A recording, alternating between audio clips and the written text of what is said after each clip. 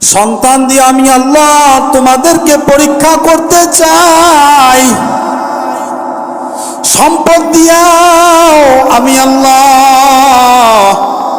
তোমাদেরকে পরীক্ষা করতে চাই, যেন সন্তানগুলা আর সম্পদগুলা আমি আল্লাহর স্মরণ থেকে তোমাদেরকে গাফেল না করে।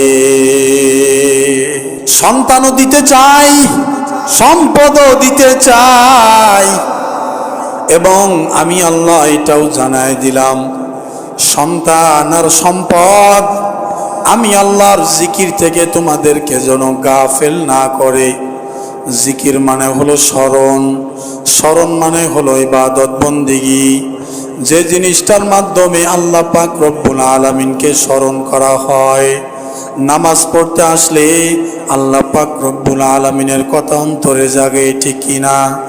জিকির করতে গেলে আল্লাহর কথা মনে জাগে, কোরআন তেলাওয়াত করতে গেলে আল্লাহর কথা মনে জাগে, জান্নাতের আশা মনে জাগে, জাহান্নামের ভয় অন্তরের মধ্যে জাগে।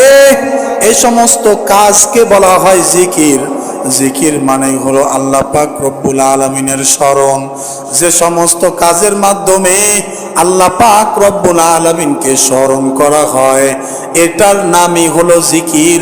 আল্লাহ পাক রব্বুল আলামিন বলছেন, আমার জিকির থেকে, আমার স্মরণ থেকে, তাহলে বলা যায় নামাজ থেকে, কোরআনের তেলাওয়াত থেকে, জিকির আজকার থেকে, হালাল খাওয়া থেকে, পর্দা পুশিদা করার থেকে, এক কথায় বলা যায় ইসলামের নিয়ম কানুন থেকে সন্তান আর সম্পদ যেন তোমাদেরকে সরায়া না দেয়।